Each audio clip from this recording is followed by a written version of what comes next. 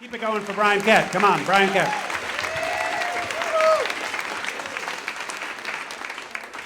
So I used to teach high school biology, and while I was thrilled to talk about mitosis and photosynthesis, my students would always take the time to remind me that I was a nerd. But I'd heard it all before back in college, in high school and junior high. And so even though everyone in my classes didn't really get my enthusiasm, there was one student who really engaged in my lessons, Nathan. He was just as curious as I was at his age. And while Nathan's peers were busy seeing who could smoke enough to get the highest or who could sag their pants the lowest, Nathan was really honing his love for science through one very specific avenue, Back to the Future. Yes! There you go. Heard the movie before. And so, even though the movie had come out more than a decade before he was born, it didn't keep him from going home and watching it every day and then coming back to school with a bunch of questions from me about time travel. And so we would talk about it, and then we'd always laugh about the cardinal rule of time travel, which is, as outlined in the film, never meddle in the life of a former version of yourself, as the implications could be disastrous. And at the same time, my parents were celebrating their 30th wedding anniversary with a costume-mandatory Halloween party. And people were flying in from all over the country, including my parents' friend Bob, who, with his constant mockery, was kind of like the uncle that I never wanted.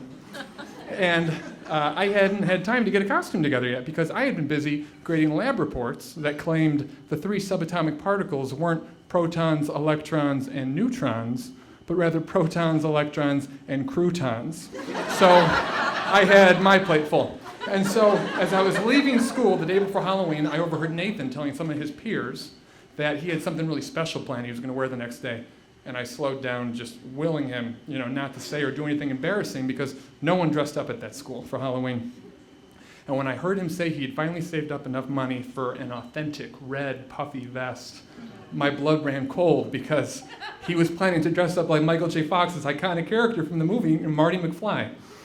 And I couldn't tell him not to do it. He was too excited.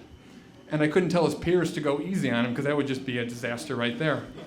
And really, the last thing I wanted was for Nathan to experience what I was all too familiar with, just being labeled and ostracized publicly as a nerd. And so I decided to take action, resolute that the only way to avoid this potential catastrophe would be if I were to make myself into a more homely version of Marty McFly, so by comparison, Nathan would look cooler. And it'd be great. I could knock out 2 things at once. I could help out Nathan, and I could get a costume for my parents' party. It was win-win. So on the way home, I stopped at Salvation Army and I bought the jean jacket. And I couldn't find the Nikes that he wears in the movie, and so I wound up buying these white orthopedic shoes and then taping Nike swooshes made out of construction paper to them. And then I couldn't find the vest, so what I wound up with wasn't a life preserver, but it also wasn't an article of clothing. There's no way.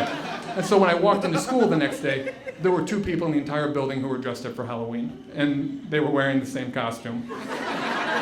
And when 5th period rolled around, Nathan looked like he had walked right off the movie screen. Looked amazing.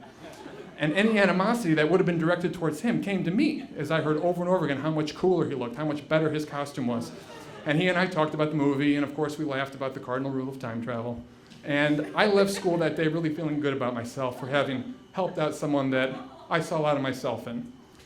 And when I got to my parents' reception that evening, I found like 100 people in these ornate costumes that had taken months to sew by hand, and I looked like a guy who couldn't afford Nikes and who was afraid of drowning just on land.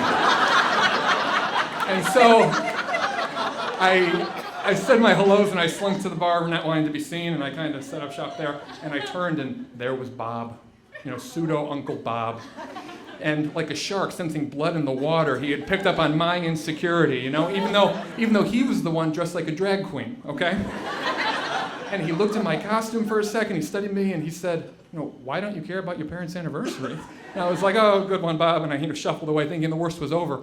But at dinner that night, in front of all these people, he raised his glass in a toast and thanked everyone for coming and then pointed out how amazing my costume was. Just drew laughter from the entire crowd, everyone pointing and laughing. And as I was just there, humiliated and mortified and wishing I could disappear and wishing, I had dressed like wallpaper instead, it hit me.